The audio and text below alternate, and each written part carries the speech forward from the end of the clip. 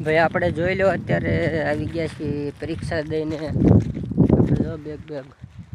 હવે આપણે પરીક્ષા થઈ ગઈ છે પૂરી જાણકર હલાવી છીએ હવે ભાઈ કપા વીણવાનો છે હવે કોઈને કપાના દાળિયા કાંક વ્યાજબી ભાવે કાંક હોય એટલે શું ભાવ હાલે છે એ જણાવજો કે દાળિયાનો ભાવ મારે બહુ વધી ગયો છે અને એક મણ માથે કપા કેટલું શું હાલે છે કોઈ ભાઈ કહે કે 200-250 આપણે જો આયા નથી એનકર નકર ગોધરા આવે તો ખબર પડે તો તમે એક કોમેન્ટમાં જણાવી દેજો જોઈ લો ભાઈ કપા કાંક કપા તો એમણે ઊભો એમણે તળી ગયો છે આખો બળી જ ગયો છે જોઈ લો પાછળની સાઈડ છે પણ આ વરસાદના લીધે આખો કપા બળી ગયો છે એમણે તળી ગયો જોઈ લો જોઈ જુઓ આખો કપા એમણે બળી ગયો છે એટલે એમણે તળી ગયો છે એટલે એને કાસા ઝીંડવા પાકી ગયા છે ભાઈ અને આ જો ભાઈ આપણા મોટ બાપુની એની વેરિયાળી છે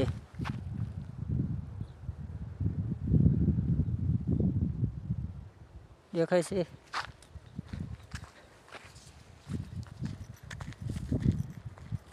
અને હવે આપણે ભાઈ ઘરે જઈશું હજુ આપણે સવારનું જમવાનું બાકી છે ભાઈ પરીક્ષા દઈને આવ્યા છીએ હવે ઘરે જઈને પહેલાં તો જમશું ભાઈ અત્યારે આમ જો ગામડે આવતા જ આપણે જો વાડીમાં આમ જોઈ લો પવન હવે ચાલુ થઈ ગયો છે ઠંડો એટલે અત્યારે કદાચ બપોર વસાળે બહુ તડકો કદાચ સેજ પડતો હોય છે બાકી હવે અત્યારે બહુ તડકો નથી લાગતો કારણ કે ઠંડો પવન ચાલુ થઈ ગયો છે હવે આમ અહીંયા ગામડે આવીને એટલે એમ લાગે ઘણી શિયાળો છે ભૂકા કાઢ નાખે એવી ટાઈટ હોય એમાંથી જોઈ લો આપણે હવે ઘર બાજુ પાછા લઈ જઈશું સિટીમાં એટલી ઠંડી નથી લાગતી રાત્રે 9-10 વાગ્યા લગન આપણે સ્વેટર વગર પણ ચાલે સિટીમાં અહીંયા તો મેં ઠંડી જેટલી હોય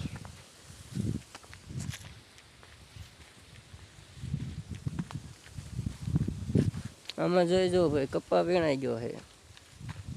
આપણો ખેતર નથી હો આમાં જોઈ લો ભાઈ ફુવારો ચાલુ છે જીરું હોય કે હવે ઘઉં હોય છે જીરું લગભગ વાયેલું છે ફુવારો ચાલુ છે અત્યારે દવા છાંટવાનો જેથી કરીને ખડ ન થાય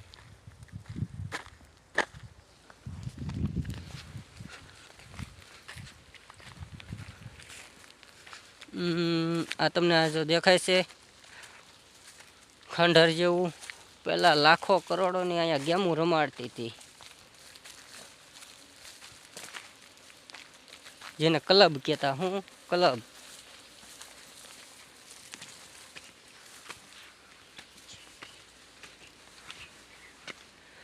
જો આપણે ભાઈ પહોંચી ગયા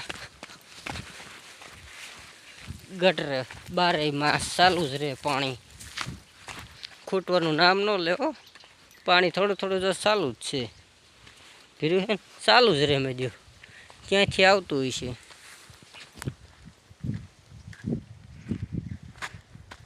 છે આ જો આપણો કપ્પા છે આપણો કપ્પા દેખાય ને તળી ગયો છે હવે ભાઈ પરીક્ષા પૂરી થઈ ગઈ છે હવે આ ભાઈ આપણે કપ્પા વીણવાનો સાંયથી જો મોટા ઝાડવા દેખાય ને ઠેઠ અહીંયા લગણ ન્યા લગણ વીણવાનો છે સા છે એકદમ લાંબો એમે ઠાકી રહ્યો ને એટલો લાંબો સા છે ભાઈ હવે આપણે એ કપ્પા વીણવાનો છે સમજ્યા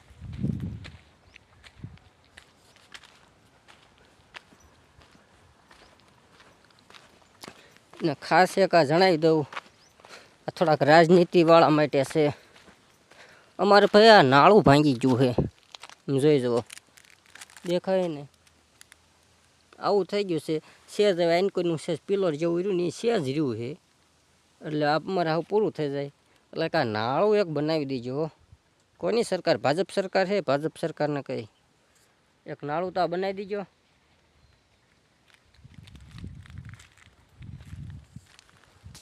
આપણે જો આવી ગયા ઘીરે આમાં જો પાલક છે, સોળી છે ને તાંદળ છે, બધું મિક્સ ને કોઈની સાઈડ જો આપણે ભાઈ જાહેર છે જોઈ લીધું. જોઈ લો ભાઈ આપણે આમ જો અત્યારે પગી ગયા છીએ વાડીએ. આમાં વરિયાળી વાવી છે નાની નાની જોઈ જુઓ વરિયાળી છે ને ખડાઈ થઈ ગયું છે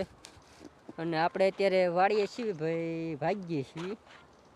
અને હવે આપણે પાણી વાળવાનું છે.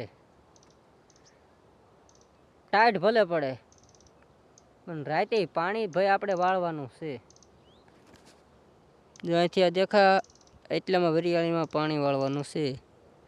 ને એને કરજો કપાય તવડી ગયો છે. નવરા હોય એવી આવજો, નોકરીના બેરોજગાર ન રહેતા કોઈ. 8,000ની નોકરીમાં એવી આવજો, 300 રૂપિયા કાયમ દાડી આપીશ. 8,000 કરતાં વધારે જ થશે સમજ્યા. એટલે ક્યાંય 8,000ની નોકરી હાટું ધોળા ભાઈ કરતા હોય ધોળા ન કરતા. ઓછામાં ઓછું 12,000થી 15,000 તો પગાર હોવો જોઈએ ઓછામાં ઓછો સ્ટાર્ટિંગ, તો જ નોકરી કરવી. નકર એવા 12,000ના 12 કલાકો ન તોડવી. આપણે ભાઈ સમજો કપાસ છે તમને 12 કલાક કામ નહીં કરાવવામાં આવે કોઈને કપાવીનું આવવું હોય તો. હેલો મિત્રો, તો આમ જો અત્યારે રાતના લગભગ કેટલા કહું, રાતના 10:20 થઈ ગઈ અને આપણે જો પાણી વાળવી છીએ ભાઈ. અત્યારે ઝાકળ જેવું બહુ છે, ટાઈટ જેવું છે,